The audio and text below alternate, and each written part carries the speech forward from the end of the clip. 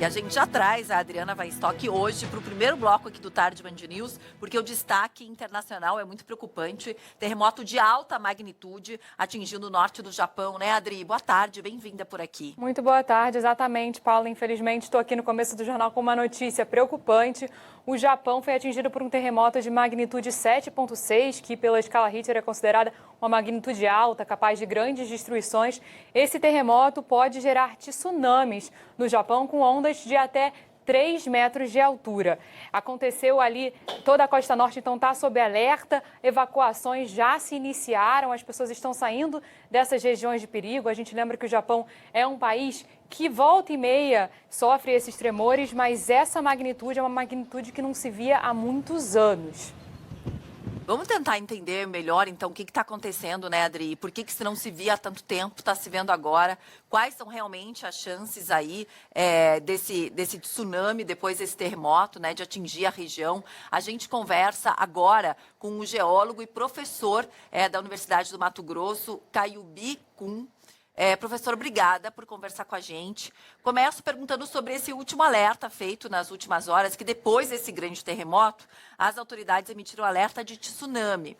Quais são as reais chances desse terremoto acabar se transformando num tsunami nas próximas horas e com que gravidade ele viria? Boa tarde, bem-vindo por aqui. Olá, Paula. Olá, Adriana.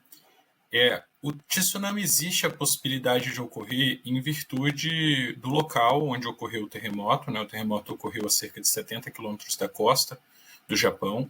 E aí, para o telespectador entender um pouco como que o tsunami ocorre, nós temos que imaginar que tem as placas tectônicas, e aí esses terremotos significa que teve algum deslocamento dessa placa, algum tipo de ruptura em algum local. E aí, nesse processo, pode soerguer, por exemplo, uma grande quantidade de massa de terra no fundo do oceano. Quando soergue essa massa de terra, o fundo ali, né, o assoalho oceânico, leva a um deslocamento de uma grande quantidade de água.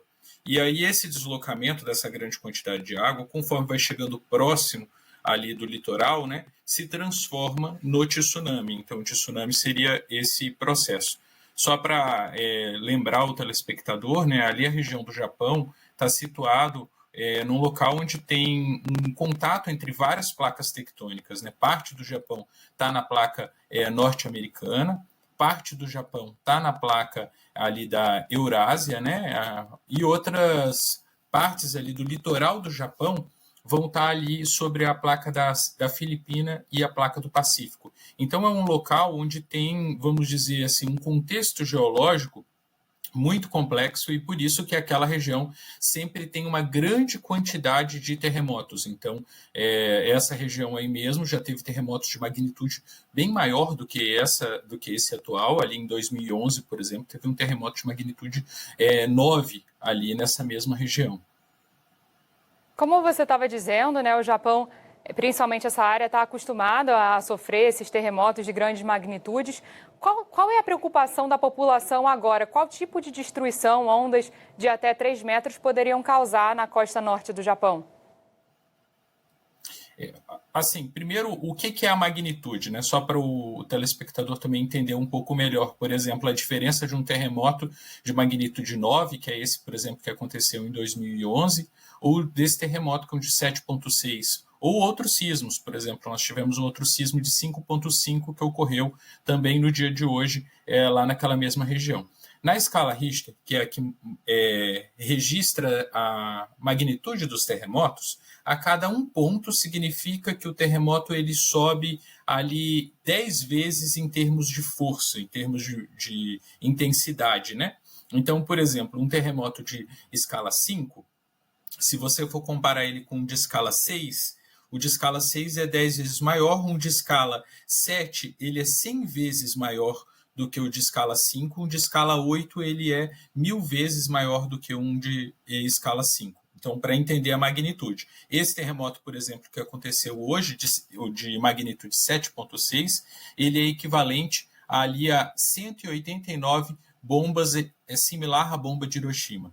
Então, só para entender a quantidade de energia. Aí, o tamanho do impacto depende de várias coisas. Por exemplo, se ele é um terremoto que ocorre muito próximo da superfície, em área ali continental, né, na parte ali onde tem as cidades, normalmente ele tem uma capacidade destrutiva muito grande. Esse terremoto ele ocorreu ali a 70 quilômetros da costa, a uma profundidade de 53 quilômetros.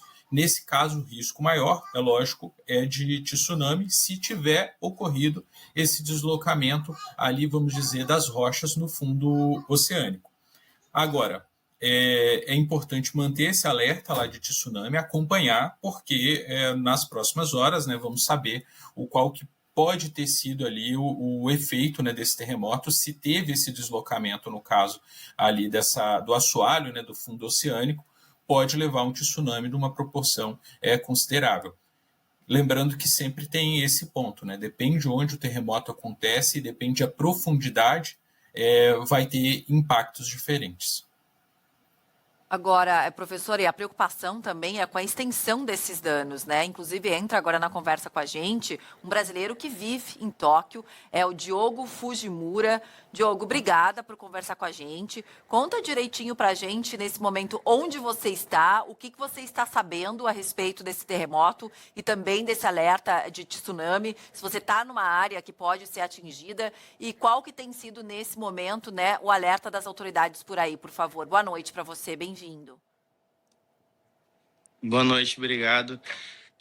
Eu agora estou em Asakusa, né? Eu estou aqui, inclusive, perto do Templo Sensoji, em Tóquio, e infelizmente aconteceu esse grande terremoto aqui no Japão. E isso aconteceu bem ao norte do Japão, né? Ali em Hokkaido.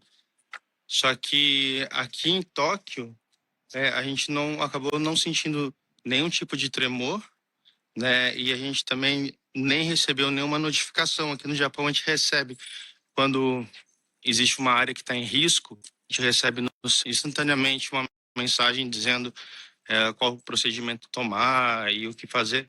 E a gente não recebeu nada aqui, né? Então, assim, aparentemente aqui em Tóquio está tudo seguro, né? E está todo mundo também aqui acompanhando exatamente tudo que está acontecendo para ver o que vai acontecer lá com o norte do Japão agora, né? A gente também está aguardando aqui também para saber como vai ser esse desfecho. O Japão já sofreu muito com tsunami, com terremotos em alto mar, essas coisas assim. Então, tá todo mundo muito apreensivo. Você mesmo já passou por algum desses momentos, desde que você mora aí, por algum terremoto ou por algum tsunami, Diogo? Eu não passei aqui exatamente.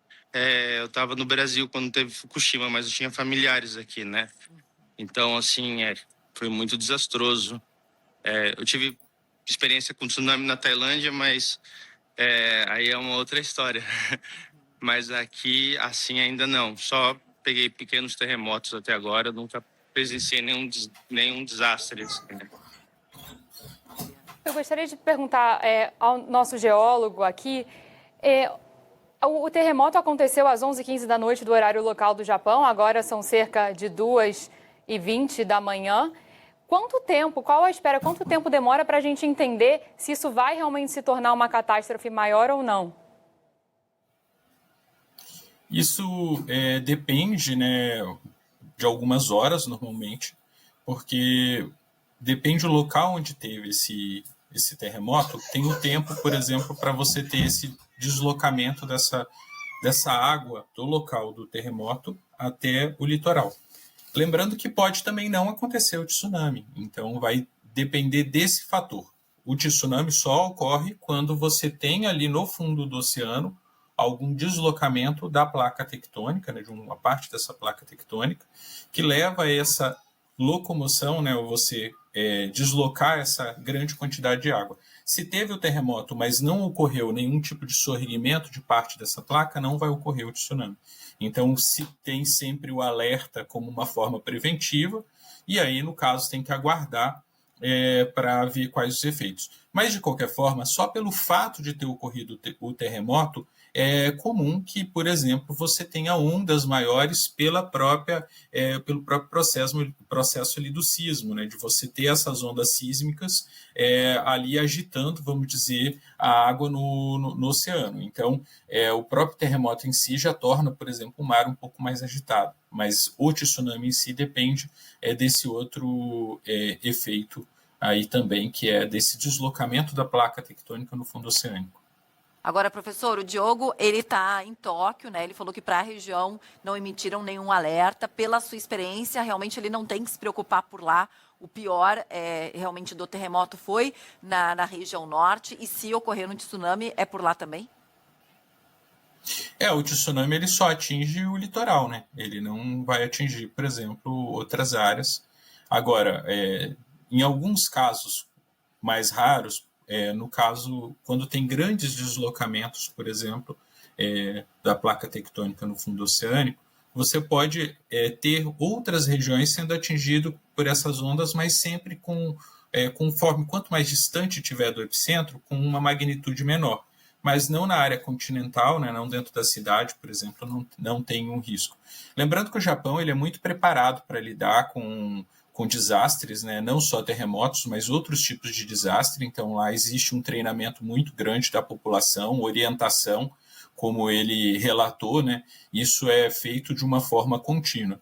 E eu aproveito aqui também o momento para... Sei que isso está sendo tratado também na mídia de uma forma bem ampla, para alertar em relação ao ciclone, né, que está tendo a formação no sul do país. Então, essas chuvas que estão vindo aí são em virtude desse ciclone.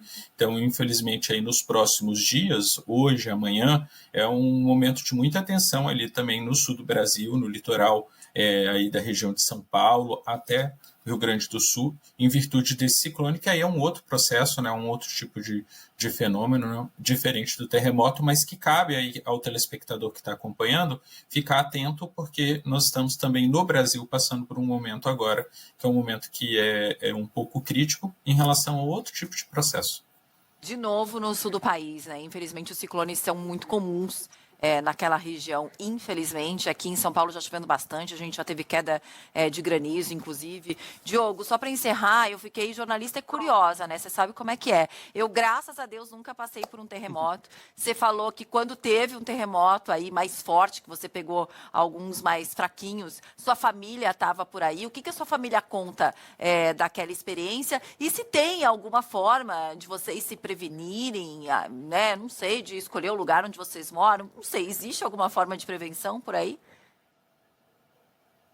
Aqui a forma de prevenção que a gente tem, assim, do governo, assim, quando acontece algum tipo de desastre, como terremoto, tsunami, a gente tem áreas de evacuações aqui, né? Então, cada bairro, cada lugar tem o seu lugar que as pessoas elas devem correr e se refugiar quando acontecer algum tipo de desastre.